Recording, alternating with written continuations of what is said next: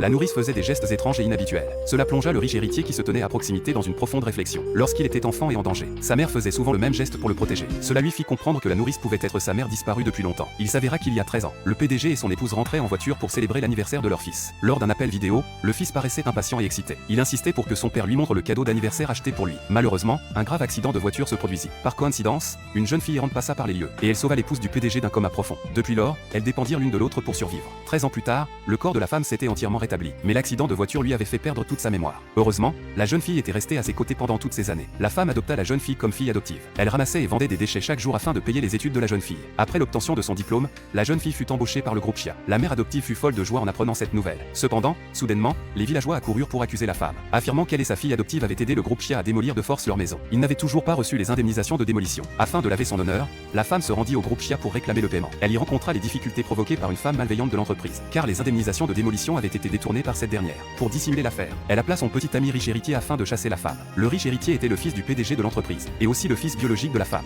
Mais après 13 années sans s'être revus, ils ne purent pas se reconnaître. Pour apaiser la colère de sa petite amie, le riche héritier exigea que la femme s'agenouille et présente ses excuses. Voyant sa mère adoptive humiliée, la jeune fille accourut immédiatement pour se disputer avec le riche héritier. Le riche héritier fut captivé par la beauté de la jeune fille, et l'invita dans son bureau pour discuter. La femme, anxieuse de sauver sa fille adoptive, tenta d'entrer dans le bureau, mais la porte nécessitait une reconnaissance faciale pour s'ouvrir. Peu importe combien elle frappait à la porte, celle-ci ne s'ouvrait pas. Désespérée, la femme s'agenouilla devant la femme malveillante pour implorer sa clémence, espérant qu'elle épargnerait cette mère et cette fille malheureuse. La femme malveillante n'avait aucune intention de l'aider. La femme traîna alors de force une employée, tentant d'utiliser le visage de celle-ci pour déverrouiller la porte du bureau. À ce moment-là, le visage de la femme fut reconnu avec succès par la porte, et la barre de progression commença à se charger. Cependant, l'angoisse de la femme ralentit la reconnaissance faciale. La femme malveillante appela la sécurité, cherchant à faire éloigner la femme de force. À cet instant, la porte s'ouvrit miraculeusement, annonçant une vérification réussie. Le message vocal souhaita la bienvenue au président. Le riche héritier fut complètement stupéfait par ce qu'il venait de voir.